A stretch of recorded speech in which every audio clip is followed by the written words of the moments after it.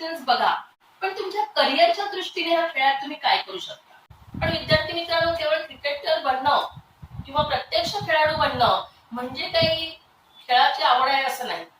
तुम्हाला जर प्रत्यक्ष खेळाडू नाही बनता आलं तर त्या खेळाचा कोच बनू शकता. तुम्ही तुमच्या आवडीच्या खेळाचा कोच बनाल, पंच म्हणजेच बनाल, तसंच तुम्ही प्रशिक्षणार्थी बनाल, तसंच विविध पंचांना सुद्धा विविध परीक्षा देऊन तुम्हाला तेवढ्याच मोठ्या प्रमाणात नोकऱ्या मिळू शकतात. तुम्हाला प्रसिद्धी माध्यमाद्वारे तुम्ही कॉमेंटेटर म्हणून सुद्धा जाऊ शकता.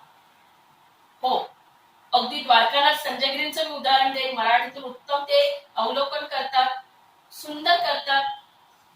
किंवा अगदी भोसले कोणतो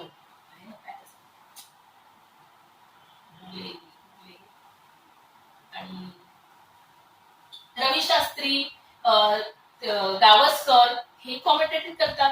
म्हणजे खेळाडूतून जेव्हा निवृत्त झाल्यानंतर पण त्यांचं करिअर चालू आहे, पण तुम्ही खेळाडू नसताना तुम्ही त्याची कॉमेंटेटर म्हणून जॉबला जाऊ शकता.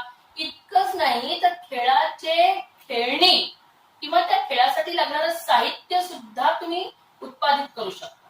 म्हणजे खेळ हा केवळ एक मध्यवर्ती तुम्ही गृहीत धरलात तर त्या खेळाच्या माध्यमातून खेळाडू, उत्पादक, त्याचं रक्षण करणारे प्रसार माध्यम आणि त्या खेळाच्या पडद्यामागून सुद्धा तुम्ही अनेक गोष्टी तुमच्या करिअर मधून करून तुम्ही त्या खेळाची आवड स्वतःमध्ये जिवंत ठेवू शकता.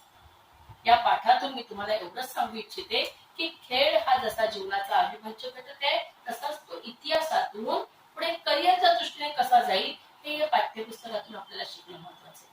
माझा हा व्हिडिओ आवडला तर नक्कीच लाईक, सबस्क्राईब करा.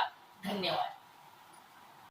ठिकाणी अगदी मी सांगेन की तुम्हाला जी सचिन तेंडुलकरला खेळपट्टी बनवली जाते, ती खेळपट्टी बनवणारे सुद्धा काका हे ग्रास असायचं, पीच म्हणतो ज्याला आपण, ते पीचची देखभाल करणाऱ्यांना सुद्धा तेवढंच महत्व आहे.